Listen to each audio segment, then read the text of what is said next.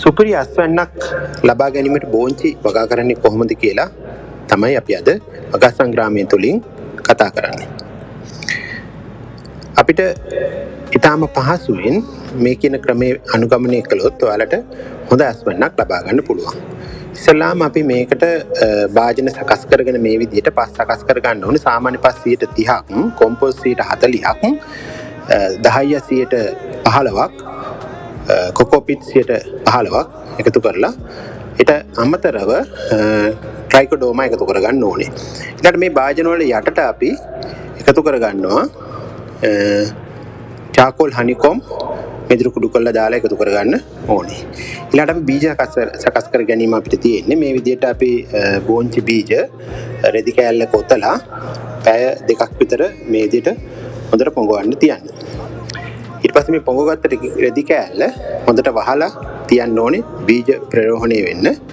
මේ විදිහට තෙතමනේ අඩු කරලා අපි වාජනයක දාලා මේක හොඳට සීල් කරලා තියන්න.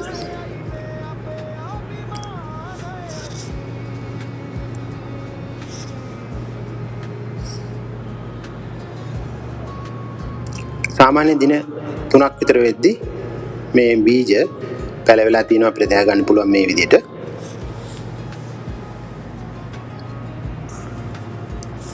දැන් මේ බීජ අපිට සිටවන්න පුළුවන්. අපේ බිමේ මේ විදිහට මේ බීජ පැල කරගන්න.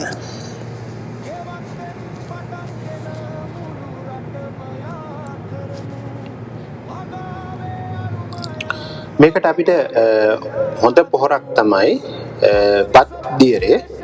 මේක හදාගන්නේ පරණ බත් අරගෙන මේ විදිහට බ්ලෙන්ඩර් කරලා අපිට මෙන්න මේ දියරේ දාන්න පුළුවන් මේ පැලවලට. මේක ඊටාම හොඳයි, හොඳ වර්ධනයක් අපිට දා ගන්න පුළුවන්. සාමාන්‍ය දවස් 7ක් විතර වෙද්දී මේ විදිහට වර්ධනේ දා ගන්න පුළුවන්. ඊට පස්සේ අපි මේකට ආධාරක සකස් කරගන්න ඕනේ. තමාට කැමති විදිහට පාස් විදිහට එක් කරගන්න පුළුවන්. මේ ආධාරක දිගේ මේ වර්ධනය සිද්ධ වෙනවා. සාමාන්‍යයෙන් දවස් 20ක් විතර වෙද්දී අපිට මේ වගේ වර්ධනයක් දා ගන්න පුළුවන්. සාමාන්‍යයෙන් දින 30-40 වෙද්දී මේකේ මල් හට ගන්නවා. ඒ වෙනකොට අපි හොඳ පොහොරක් මේකට එකතු කරගන්න. ඉතින් මේ විදිහට වගාව කරගත්තොත් අපිට පුළුවන් හොඳ අස්වැන්නක් ගන්න. හියුමික් ඇසිඩ් දාන්න. එතකොට මේ පොහොර හොඳට මේ පැලවලට උරා ගන්නවා.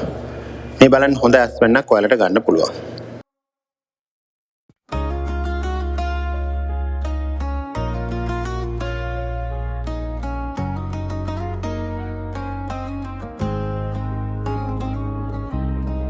එන්න එකතු වෙන්න අත්වැල් බැඳගන්න දේශයේ මතු දින්න සරුසාර කරන්න වගා සංක්‍රාමයයි මේ අපේ අභිමානයයි කිරිලිය වැහි පොදින් මුළු ලොවම